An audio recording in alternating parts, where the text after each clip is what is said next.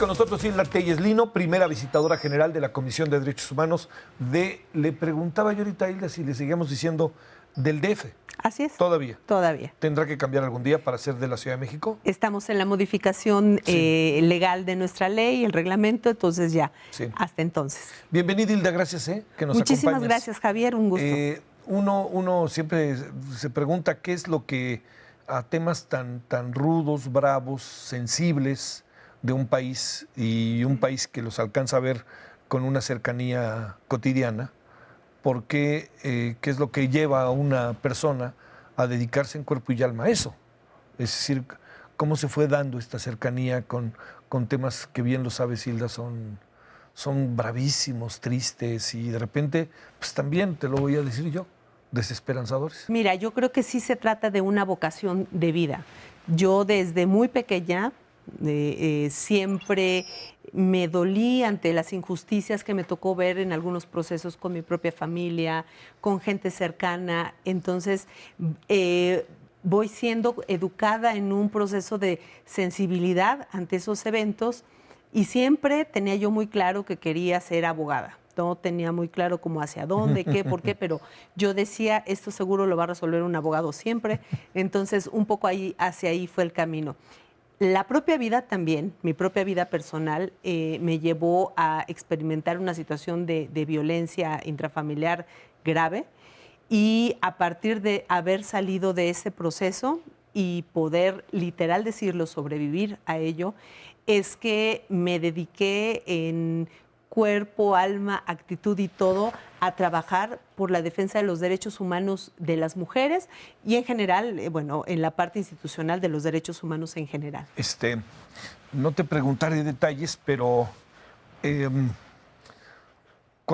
cuando eras chica, ¿pensaste que podías ser abogada o no? Sí. O sea, ¿qué dirá? No, tendrás que 14, 15 años, te dijeron tienes que estar a prepa. ¿En qué prepa estabas? Estaba en una preparatoria de monjitas muy cerca de aquí, de Canal 11. ¿De Canal 11? Así es, así es. En esa prepa entraste a tercer año. Ajá. Y te dijeron, a ver, niña Hilda, ya señorita Hilda, ¿qué área va a tomar usted? Te digo que yo desde pequeña, muy pequeña, yo jugaba de pronto a ser juez. Mira. Algo me pasaba de pronto por la cabeza y era esa idea. Cuando ya estoy justo en la etapa de la preparatoria, fíjate, me topo con un comentario de mi entonces maestro de Derecho del último grado de la preparatoria y justo nos preguntaban qué quieren estudiar, qué van a hacer. Cuando le dije, yo voy a ser abogada, quiero estudiar Derecho, él me dijo, no te veo personalidad para eso se requiere una mujer fuerte y tú no lo eres. Bastó que me dijera eso para sentir dentro de mí qué está pasando, ¿no? Yo voy a poder hacerlo. Entonces... Oye, ¿y lo dijo para provocarte? ¿Lo dijo porque lo pensaba o por qué? No sé, yo creo que lo pensaba. Quizás lo pensaba en ese momento porque pues yo era más o menos tranquila. Calmada, sí. Y yo creo que, no sé, esperaba ¿No lo has ido a buscar? Distinto. No lo he ido a buscar. Me encantaría encontrarle y decirle que... Ay, sí, maestro, no. ¿Para qué dice cosas que luego se puede uno arrepentir? Así es. Sí. Entonces sí fue un poco eso, hacerme fuerte. Como revisar, caray, ¿por qué no lo puedo hacer? Y bueno, pues empecé la escuela y justo te comentaba, bueno, pues pasé un proceso de violencia intrafamiliar muy complicado justo en la época de la universidad y cuando logro salir de ese proceso tan complejo, es que me di cuenta que era importante poder hacer algo, hacer cambios reales, cambios estructurales para que circunstancias como la que yo había vivido y además muchas mujeres con las que en ese momento empecé a vincularme también estaban viviendo, no ocurrieran. Lamentablemente no puedo decir que el balance a estos años de distancia sea tan positivo, porque todavía en este país necesita ser amigo de alguien, conocido de alguien, para que de pronto se puedan acceder a los canales de justicia en el país, lo cual es muy desafortunado. Vivimos en una brecha de desigualdad en muchísimos sentidos, pero en el acceso a la justicia lo vemos muchísimo más. A ver, Hilda, déjame plantearte. La toma de la decisión estaba hecha en términos profesionales. Independientemente, bueno, no, porque cuenta mucho. Esa experiencia vivida tan fuerte te lleva a tomar una especialidad en lo que corresponde al derecho? O sea, te metes al tema ya de derechos humanos, violencia intrafamiliar. ¿Cómo vas escogiendo ese rumbo? Pues mira, yo creo que los caminos siempre se van acomodando cuando tienes muy claro un objetivo de hacia dónde. Solamente es como ir articulando los hilos de hacia dónde tengo que ir y todo. Justo en esos años es cuando inicia este proceso legislativo, bueno, la reforma constitucional, donde se crea la Comisión Nacional de los Derechos Humanos y progresivamente, bueno, en los estados, las comisiones locales. Entonces, en el año en el que se crea, en 1993, que se crea la Comisión de Derechos Humanos de la Ciudad de México, casi al año de la creación de la comisión, me invitan a colaborar en esta institución. Entonces, ahí empiezo todavía, en aquel momento sí era muy novedoso hablar de derechos humanos, todos los constitucionalistas, todos los abogados así de la vieja escuela decían, eso es una moda, eso se va a acabar, eso es como una cosa que ahorita está surgiendo, pero nada aquí, el tema del derecho positivo es otra cosa, es los derechos fundamentales, el justnaturalismo, no, eso no va a pasar. Y bueno, ahora vemos que es totalmente distinto. Surge esta institución, me invitan a colaborar ahí y es como si hubiera llegado al espacio ideal donde yo empecé a desarrollarme profesionalmente los primeros años de mi vida. En la comisión a la que ahora regresé 8 años después de haber salido, estuve los primeros 15 años de mi vida profesional. Entonces... o sea, en sentido estricto, perdón, ¿no litigaste? No. Algún tiempo, mientras estaba en la universidad, hice algunas cosas de litigio en materia de arrendamiento, en materia familiar, algo penal, doméstico, más algo sencillo. Así es. Pero ya la parte más fuerte laboralmente inició en la Comisión de Derechos Humanos. ¿De qué hiciste tu tesis de licenciatura? La tesis de licenciatura estuvo relacionada con derechos laborales y después hice una especialidad en derecho laboral, pero básicamente el ámbito de profesionalización, bueno, pues vino después, justo cuando desde la comisión empiezo a perfeccionar y a adquirir mayores herramientas relacionadas con el ámbito de los derechos humanos. Oye, la parte esta de... ¿Dónde estudiaste esta especialidad? Igual en la universidad. En la universidad. Y después ya en la Ibero estudio un diplomado en Derechos Humanos y un diplomado en Derechos Humanos y Derecho Penal, la vinculación. La vinculación. La parte que corresponde y todo este proceso en donde el país trataba de empezar a tener un código con el tema de los derechos humanos, 93, 94, por ahí así, que queríamos... hablar de los derechos humanos y meterlos en nuestro vocabulario, no solo en nuestro vocabulario, sino en la vida diaria. Todo eso que recuerdas, porque fueron, digamos, el doctor Carpizo contaba una anécdota que me divertía mucho, ¿no? Que decían, el director un poco de medios dijo, les voy a presentar al ombudsman mexicano, el doctor Jorge Carpizo MacGregor, y entonces un periodista se levantó y dijo, oiga, perdón, ¿quién es ese señor Juan Guzmán? ¿No? El ombudsman Juan Guzmán, ¿no? Decía, a ver, ¿qué ha pasado? ¿Qué alcanzas a ver en dos? Vamos por partes. El primer terreno, el terreno que tiene que ver con las leyes, ese terreno que tiene, a lo mejor se vuelve muy teórico, pero reformas, leyes, disposiciones, etcétera, y luego ese que tiene que ver, el que tú ves de lunes a domingo en la Ciudad de México.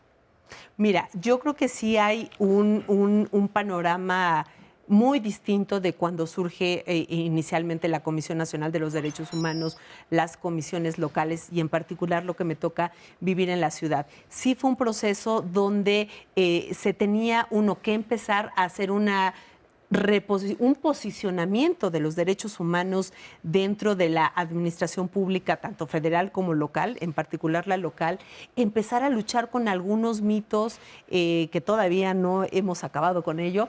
Por ejemplo, los derechos humanos defienden delincuentes. Claro. Eso fue un fantasma que todavía por ahí aparece, pero en aquellos años era tal cual. ¿Qué supones, Hilda, te interrumpo ahí, qué supones que pasó? Yo creo que era también un miedo, un cambio y de pronto a ver que podía realizarse una revisión desde una institución distinta a los propios órganos de cada dependencia, ¿no? Porque, bueno, pues la Secretaría de Seguridad Pública, las Procuradurías, todo, tenían sus órganos de control, pero pues ahí no pasaba nada. En la medida que se empieza a hacer un control sobre el uso y el abuso del poder, es que las comisiones empezamos a tener esa incidencia con las distintas autoridades. Entonces, era un poco como venir a hacer esos mitos de, por ejemplo, con la policía, pedirles que una detención fuera justificada, que fuera legal, que cumpliera con los requisitos que establecía la ley. Muy pesado fue sí encabezar esa lucha y ese trabajo con las instituciones y fortalecer el sistema de los derechos humanos en el país. Y bueno, aquí en la Ciudad de México, en la ciudad, no solamente había institucional, sino también en la parte normativa, porque bueno, aunque las recomendaciones por mandato constitucional siguen siendo no vinculatorias, solamente recomendaciones, pero hoy ha adquirido una fuerza y un peso muchísimo mayor. Lo que nos lleva en todos estos 26, 27 años de este sistema en materia de derechos humanos, hoy encontramos jurídicamente un sistema mucho más fortalecido. Creo que algo que fue un punto clave, la reforma constitucional en materia de derechos humanos, fue también un parteaguas para poder entender, ahora sí, desde el Estado mexicano, todas las instancias, todas las autoridades, justo eso, cómo hacer frente desde el Estado a los derechos humanos, tener una perspectiva pro persona, el deber de proteger, respetar y garantizar los derechos de todas las personas.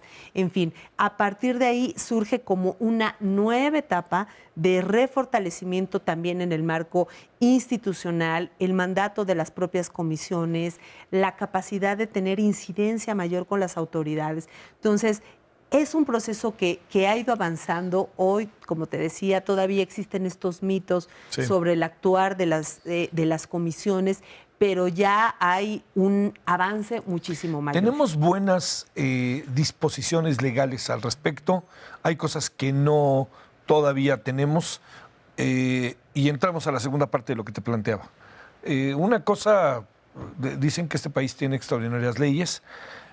Tiene un gran problema que no tiene seguimiento de las cosas, pero el tercer gran asunto de estos dos, el tercero es que la terca realidad es terca.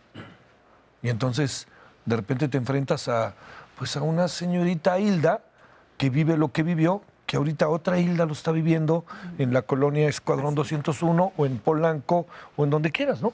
Así es. Sí, hay un marco legal muy amplio, hay un marco legal, digamos, bueno, sólido, pero no solamente eso es suficiente. Esa es una parte normativa que ayuda, que da cobijo. La parte institucional es todavía la que hay que hacer con un gran fortalecimiento. Hay que incidir mucho en el actuar y la responsabilidad de los servidores públicos, pero también esto tiene que ir acompañado de un proceso social, porque ahora ya con otros elementos de análisis, como comentábamos, el tema de las desigualdades para acceder a todos los derechos en general, esto también nos hace tener como otros mecanismos también de análisis para ver que nos hace falta todavía muchísimo avanzar, que tenemos que estar bajo una perspectiva no solamente de lo legal, de lo institucional, sino también cómo eso se traduce en políticas públicas que sean reales, que sean eficaces y que lleguen a donde tienen que llegar, justo a la protección donde no haya más mujeres que estén sufriendo violencia intrafamiliar. Justo que si hay una mujer que está viviendo una situación de violencia pueda ir a una institución, hacer una denuncia y encontrar un respaldo desde las medidas de protección, desde un seguimiento eficaz para garantizar que no pase más allá de, digamos, la agresión que yo hubiese vivido y que no pueda llegar a desencadenarse, por ejemplo, en un feminicidio. Hoy la realidad es de verdad aterradora. Sí. Yo cada vez doy seguimiento, además de mi situación laboral y lo que tengo que realizar en el trabajo, doy seguimiento a muchos casos vía los medios de comunicación relacionados con feminicidios. Y lo que nos topamos es que muchos de esos casos pudieron ser prevenibles. Las mujeres ya habían acudido a denunciar, ya había el antecedente con una autoridad y no pasó nada. No hubo seguimiento. No hubo seguimiento. Oye, y entonces ocurrió lo que no se debió haber pasado. A ver, intuyo, pero déjame de cualquier manera, por más obvia que sea la pregunta, hacerla. ¿La constante es la violencia a las mujeres en la Ciudad de México, como en todo el país? ¿Pero es una de las constantes? Es una de las constantes. ¿Tienes eso que...? Intuyo que hay otras, ¿no? Pero ¿quiere decir qué? ¿Violencia intrafamiliar? Sí, en general, en el ámbito de las violaciones a derechos humanos pasan por muchísimas afectaciones a distintos grupos de población. Sí. Cuando hablamos de los temas relacionados con las mujeres, hablamos desde los puntos más sensibles, como puede ser situaciones de acoso, de hostigamiento, de violencia, hasta llegar a la escala más fuerte de la violencia, que son los feminicidios. Eso cuando hablamos, por ejemplo, de los temas de mujeres.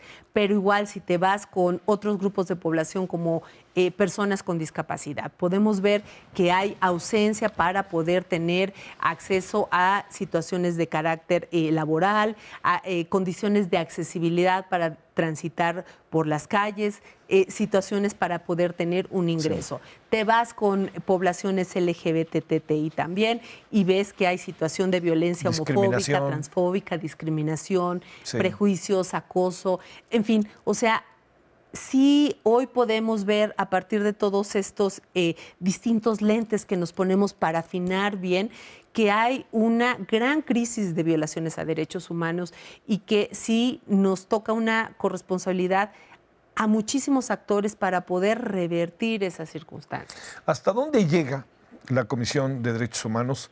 Y déjame hacerte ahora sí que la pregunta a la abogada, más que a la visitadora. ¿Tendríamos que cambiar y dejar a un lado las recomendaciones para entrar y darle a las comisiones, ahora que no quieren a los órganos autónomos, pero darle a las comisiones dientes para que vayan más allá de la recomendación? ¿Puede en el marco legal y puede también en la práctica ser esto útil en función también de otros países, de lo que tú has vivido? Porque llegas y le dices la recomendación al... Vamos a partir de un concreto. Vamos a hacerle una recomendación al alcalde de tal delegación, de lo que eran las delegaciones, ¿no? De tal lugar. Y resulta, Hilda, que a la mera hora pues es como las llamadas a misa, ¿no? Claro, fíjate que el tema va más allá de la propia naturaleza jurídica del instrumento, que es la recomendación, y que solamente se quede como en esa circunstancia. Es importante decir que las recomendaciones, el instrumento es el nombre, pero cuando se emiten y la autoridad la acepta, hay un compromiso ya de cumplimiento. El tema viene cuando no se acepta. Entonces dice, no acepto la recomendación y todo.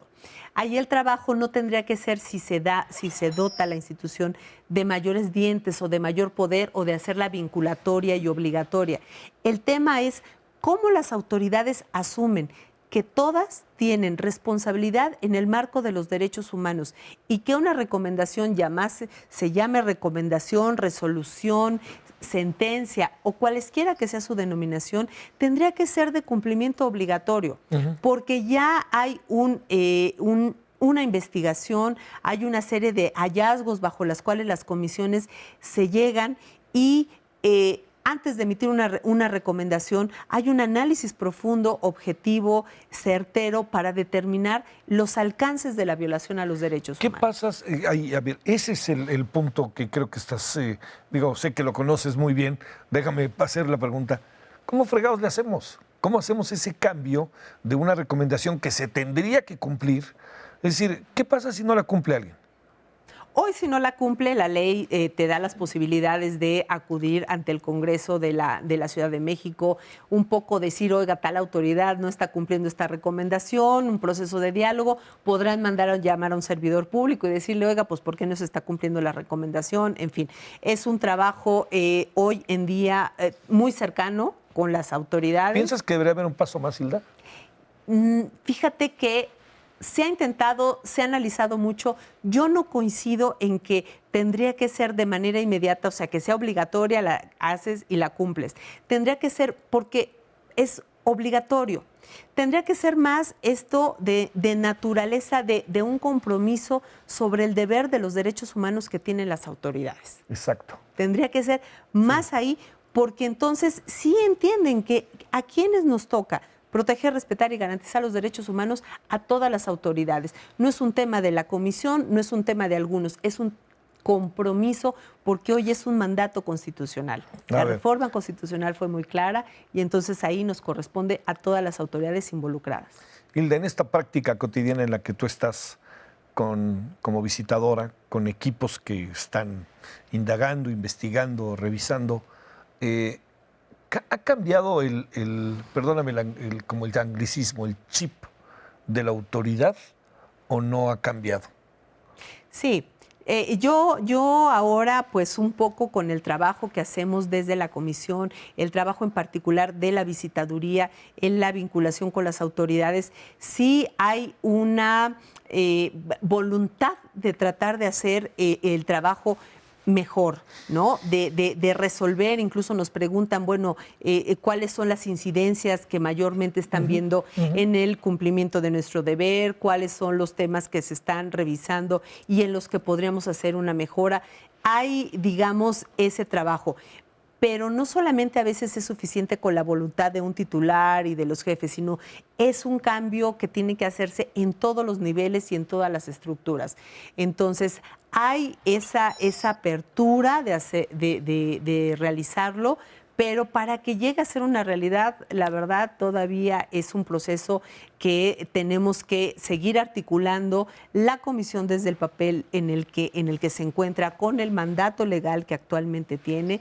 Es un proceso. Sí. ¿Ves a Claudia Sheinbaum en esto? En temas comprometidos. No, pero no si la ves físicamente, sino ¿la ves atendiendo el tema, preocupada por el tema o no? Mira, cuando menos con las distintas instancias que tenemos la vinculación para la resolución de los temas, sí hay una instrucción de que se tenga que trabajar y atender las quejas, los trámites de la comisión. Sí hay esta instrucción desde la jefa de gobierno. Entonces, bueno, realmente son muy pocos meses los que lleva esta administración. Sí. Tenemos que seguir afianzando y afinando algunos de los temas. Sé que es una ciudad muy compleja porque, bueno, he de decirte que estuve los primeros 15 años en la comisión, renuncié. Después me fui a trabajar al Consejo Nacional para Prevenir la Discriminación, estuve unos años, después en la Comisión Nacional y ahora regreso a la Comisión de la Ciudad de México nuevamente. ¿Qué observo? Que sí es otra ciudad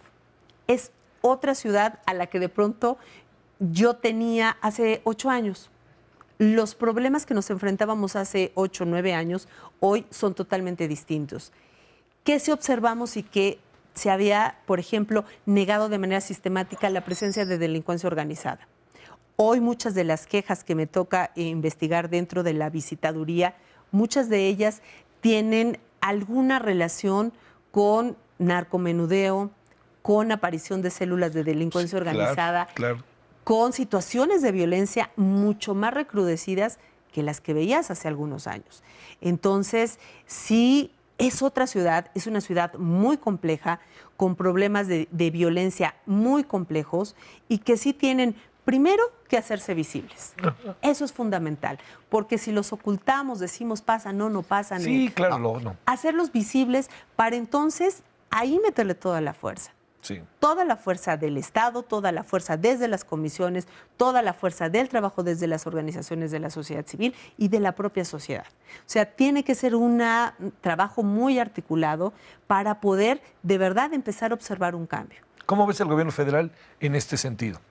Digo, tomando en cuenta la experiencia de haberlo visto, entiendo que hace algunos años, con otro código social. O sea, ¿qué quiere decir? Que ¿hace cuántos años estabas en la Comisión Nacional? Hace 2 años. 2 años. Estos 2 años han sido vertiginosos para el país. Sí, bueno, pues justo lo que en aquel momento tocaba revisar, situaciones donde estaba involucrado, por ejemplo, Fuerzas Armadas, el Ejército, sí veíamos situaciones realmente complejas. Entonces, lo que sí creo es que todavía es muy temprano para poder hacer un diagnóstico muy claro sobre cuál es la perspectiva del gobierno actual, tanto del ámbito federal como del local, en concreto en el tema de los derechos humanos. Sí, lo entiendo. Hay algunas luces que nos pueden decir u orientar que hay una perspectiva de respeto, de garantía, pero la verdad es que todavía falta un proceso mucho más de tiempo, de casos en particular, para poder revisar hasta dónde efectivamente este gobierno se va a comprometer con los derechos humanos. Bueno, oye, por último, es una de las grandes crisis del país, ¿no? Los derechos humanos. Así es. Así, me parece. Desde donde se vea, ¿verdad? Desde donde se vea y en el ámbito que se te ocurra. Sí, claro. O sea en el tema de justicia, sea en el tema de mujeres, de grupos en condiciones o características de vulnerabilidad, en donde veas siempre, lamentablemente vas a destapar una situación de carácter irregular. Sí. Tenemos que hacer un trabajo bien duro, bien fuerte, muy articulado y, pues la verdad, contundente. Oye, y el eje, en buena medida, te lo vuelvo a decir como casi cuando empezó la conversación, el eje está en buena parte de la ausencia de respeto a la mujer, ¿no? Así es. Esa es una de las constantes más fuertes, ¿no? Esa es una de las constantes más fuertes. Las mujeres hemos pasado por ser una especie como de objeto donde cualquiera puede tomar, usar todo y tomar hasta incluso su vida. Sí. Entonces, sí hay que hacer y trabajar ese cambio. Hay una tenacidad enorme que yo veo con mis colegas de los grupos feministas trabajando, visibilizando, haciendo todo por recuperar esos espacios. Hay espacios donde van siendo avances, la paridad, por ejemplo, en las cámaras, los espacios de toma de decisiones, un gabinete paritario, en fin, van pasando esos procesos, pero aún nos hace falta muchísimo. ¿Nos podemos sacar una foto, Hilda, para despedirnos? Claro que sí. Y te lo agradezco muchísimo que hayas venido. Muchas gracias. Gracias, en verdad, que viniste.